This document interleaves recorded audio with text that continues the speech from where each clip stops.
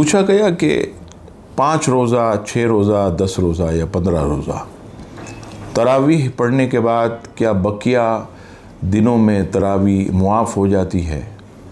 تو یہ یاد رکھیے گا کہ تراویح اس کا تعلق 6 روزہ 10 روزہ یا 15 روزہ یا 20 روزہ سے نہیں ہے۔ تراویح جو ہے یہ 20 رکعت سنت موقدہ، یہ جو ہے جب تک شوال کا چاند نظر نہ آئے اس وقت تک تراویح کا جو ہے یہ پڑھنا سنت موقدہ۔ اور یہاں پر ایک بات خاص طور پر یاد رکھیے کہ یہ جو 6 روزہ 5 روزہ یہ جو قرآن مجید فرقان حمید کا ختم ہوتا، قرآن مجید کی تکمیل ہوتی، تو یہ صرف ان لوگوں کے لیے کہ جو مختلف جگہوں پر تاجر حضرات مختلف جگہوں پر تراویح بآسانی پڑھ لیتے۔ جیسے میں آپ کو مثال دوں کہ ہماری اکثر مساجد میں 27 روزہ قرآن مجید فرقان حمید ختم ہوتا، تو وہاں امام صاحب روزانہ کم و بیش 1.25 پارہ پڑھتے ہیں۔ اب کوئی شخص 1.25 پارہ ایک مسجد میں پڑھتا، دوسری جگہ گیا وہاں 1 پارہ پڑھا جاتا، اب اس کے قرآن مجید فرقان حمید کا نقصان ہو گیا۔ تو اگر کوئی شخص تاجر ہے، مختلف جگہوں پر کاروبار کے لیے جاتا ہے، دکان پہ الگ ٹائم دینا ہوتا، تو وہ جو 6 روزہ 10 روزہ قرآن مجید فرقان حمید وہ سن لیتا۔ اب اس کے لیے یہ چھوٹ ہے کہ وہ پھر بقیہ تراویح کہیں بھی پڑھتا رہے۔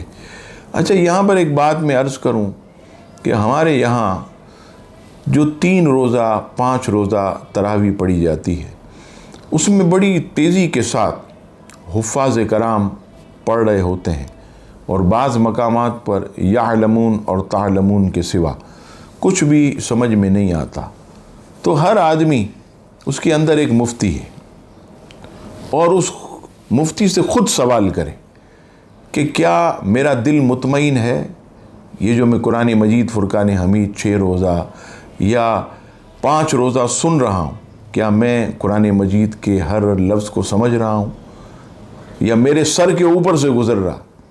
تو ایسی صورت میں ہرگز 4 روزہ 5 روزہ 6 روزہ تراویح نہ پڑھیں، بلکہ آپ کو چاہیے کہ آپ 27 روزہ تراویح پڑھیں، تاکہ قرآن مجید فرقان حمید کی صحیح برکتیں آپ کو نصیب ہوں، قرآن مجید فرقان حمید کا صحیح فیضان آپ کو جو ہے وہ میسر آئے۔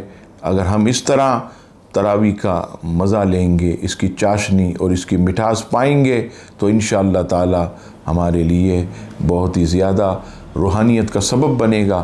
اللہ تبارک و تعالی ہم سب کو اخلاص کے ساتھ ہر نماز، خصوصاً ماہ رمضان میں تراویح پڑھنے کی توفیق عطا فرمائے۔ آمین ثم آمین۔